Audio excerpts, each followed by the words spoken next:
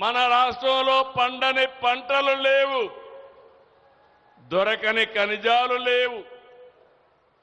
అన్ని ఖనిజాలకు క్షేత్రం ఈ ఆంధ్రప్రదేశ్ రాష్ట్రం. Mangampeta varieties, Rayalaseema lime stone, uranium, Visakha ఏజెన్సీలో బాక్సైట్, చీమకుర్తి గెలాక్సీ గ్రనైట్, కుప్పంలో గ్రీన్ గ్రనైట్, శ్రీకాకుళంలో బ్లూ గ్రనైట్, గూడూరులో మైకా, ఇంకో పక్క నెల్లూరు జిల్లా అంతా సిలికా, ఉత్తరాంధ్రలో బీచ్ శాండ్, అనంతపూర్ గాని మదనపల్లిలో గాని ఐరన్ ఓర్ ఉంది, కేజీ బేసిన్లో గ్యాస్ ఉంది, పెట్రోల్ ఉంది, ఏలూరు దగ్గర కోల్ మైన్స్ కూడా ఉన్నాయి. అంటే ఇవన్నీ కూడా మీరు చూస్తే దీన్ని సద్వినియోగం చేసుకుంటే ఈ రాష్ట్రంలో ఉండే యువత వేరే ప్రాంతాలకు పోకుండా ఉపాధి కల్పించే బాధ్యత ఈ ప్రభుత్వానిదని మీ అందరికీ విజ్ఞప్తి చేస్తున్నా. ఇక్కడ గోల్డ్ మైన్ వచ్చింది, సిమెంట్ ఫ్యాక్టరీలు వస్తున్నాయి, ఐరన్ ఓర్తో స్టీల్ ఫ్యాక్టరీస్ వచ్చే అవకాశం ఉంది. ఇలాంటివి అనేక విధాలుగా మనం ముందుకు పోతున్నాం. ఈరోజు ఆంధ్రప్రదేశ్ రాష్ట్రాన్ని మీరు చూస్తే స్పీడ్ ఆఫ్ డూయింగ్ బిజినెస్ కి ఆంధ్రప్రదేశ్ చిరునామా, ఒక మోడల్. గతంలో గత ప్రభుత్వం వాటాల కోసం, అక్రమ సంపాదన కోసం ఇండస్ట్రీని వేధించి తరివేశారు. ఈరోజు మీరు చూస్తే ఆంధ్రప్రదేశ్కి పారిశ్రామికవేత్తలు క్యూ కడుతున్నారంటే అది తెలుగుదేశం ఎన్డీఏ ప్రభుత్వం యొక్క ప్రత్యేకత. ఒక నమ్మకం వచ్చింది.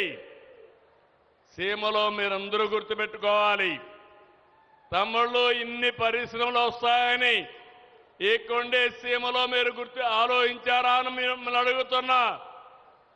పత్తి కొండలో ఇండస్ట్రీ వస్తుంది, గోల్డ్ మైన్ వస్తుంది, కలలో అయినా ఊహించారా అని మిమ్మల్ని అడుగుతున్నా. చమురు తర్వాత దేశం అత్యధికంగా దిగుమతి చేసుకునే విదేశీ మారక ద్రవ్యాన్ని ఖర్చు పెట్టే ఏకైక దిగుమతి బంగారం. భారతదేశం ఎప్పుడు కూడా బంగారం పైన మమకారం. ప్రతి ఒక్కరు కూడా కాస్తో కూస్తో బంగారుంటే దానివల్ల చాలా భరోసాగా ఒక ఇంటికి గౌరవంగా ఆలోచిస్తాం. అయితే ఈరోజు మన దగ్గర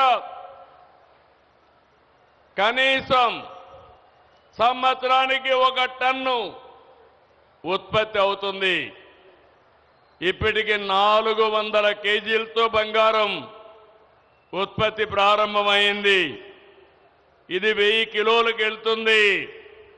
ఇప్పుడే నేను మాట్లాడాను, ఇక్కడ మనం ప్రారంభించిన 2వ యూనిట్తో కలిపి 50 మెట్రిక్ టన్నులు బంగారాన్ని మన ప్రాంతం నుంచే ఉత్పత్తి చేయబోతున్నాం.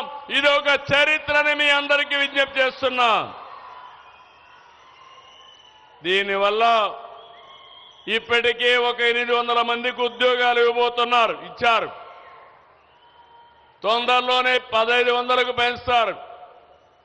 ఇవన్నీ కానీ అయితే 5000 మందికి ఈ స్వర్ణగిరి గోల్డ్ మైన్స్ లోనే, గోల్డ్ ఫీల్డ్ లోనే ఉద్యోగాలు వస్తాయని చెప్పి మీ అందరికీ విజ్ఞప్తి చేస్తున్నా. రెండోది పత్తికొండ, నేను ఎప్పుడు కూడా ఇష్టపడే నియోజకవర్గం. ఇప్పుడే కాదు, తెలుగుదేశానికి కంచు కోట ఈ పత్తికొండ నియోజకవర్గం. అందుకే అందరి నీవా ద్వారా నీళ్లు వెళ్తా ఉంటే ఆ రోజు డిప్యూటీ సీఎం కేఈ కృష్ణమూర్తి గారు అడిగితే అన్ని చెరువులకు నీళ్లిచ్చిన ఘనత తెలుగుదేశం ప్రభుత్వానిది. ఈరోజు ఈ ప్రాజెక్టు నేను పోలవరానికి వెళ్ళినప్పుడు ప్రభాకర్ గారు కలిశారు. నన్ను అడిగారు, సార్ నేను ఈ ప్రాజెక్టు చేయించా అంటే నేను ఒకే మాట చెప్పాను,